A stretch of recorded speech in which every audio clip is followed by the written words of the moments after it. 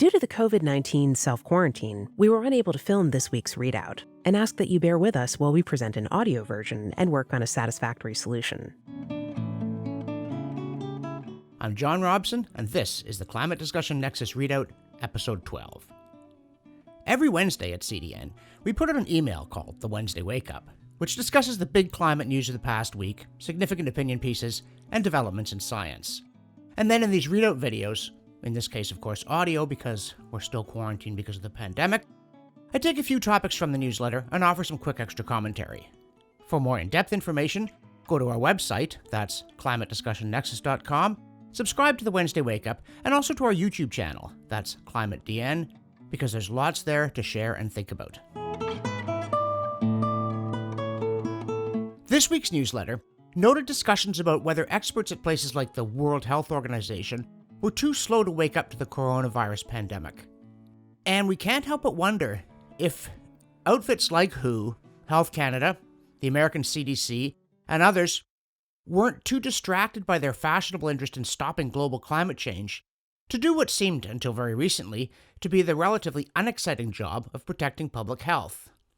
Along with a surprising number of big bureaucratic agencies you'd think had other duties than jumping onto the global warming bandwagon and banging away.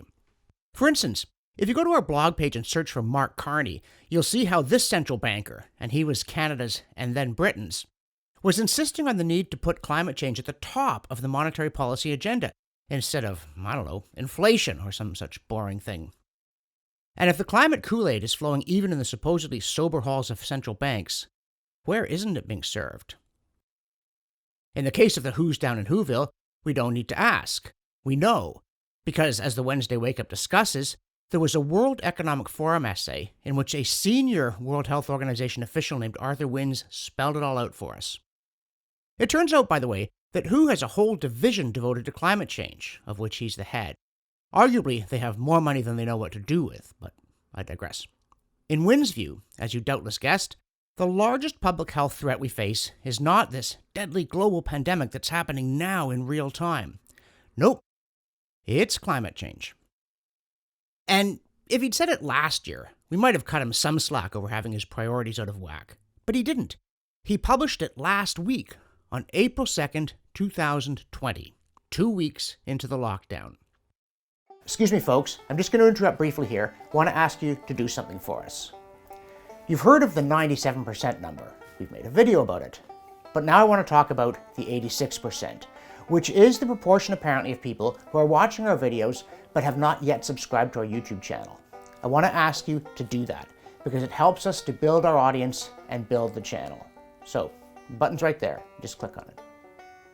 I can wait. It's right there.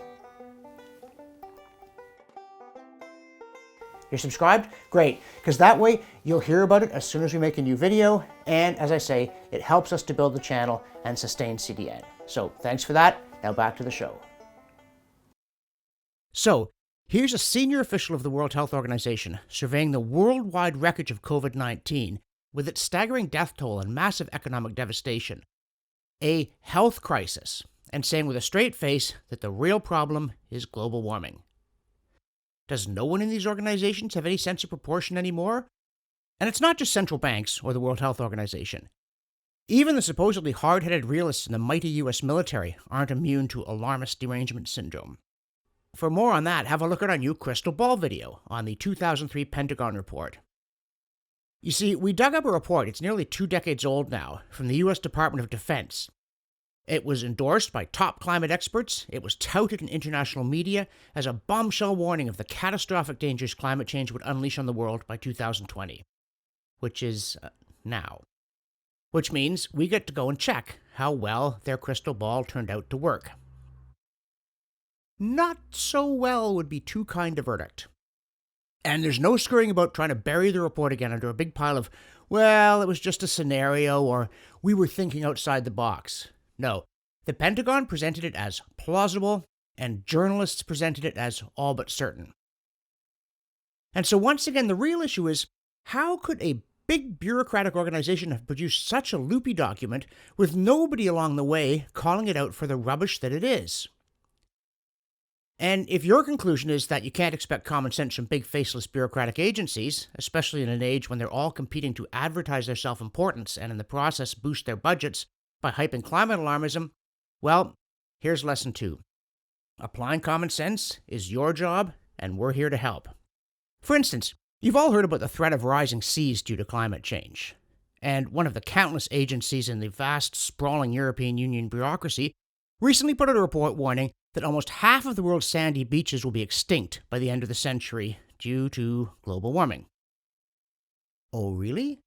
Why does waterfront property somehow keep getting more expensive? And why are the people who are driving up the prices of these beach mansions, including sometimes in bidding wars, the same celebrities and business leaders, and politicians, current and former, who are trying to convince us all of the global warming crisis? You almost get the sense that they don't believe their own rhetoric. In which case, they can join the club.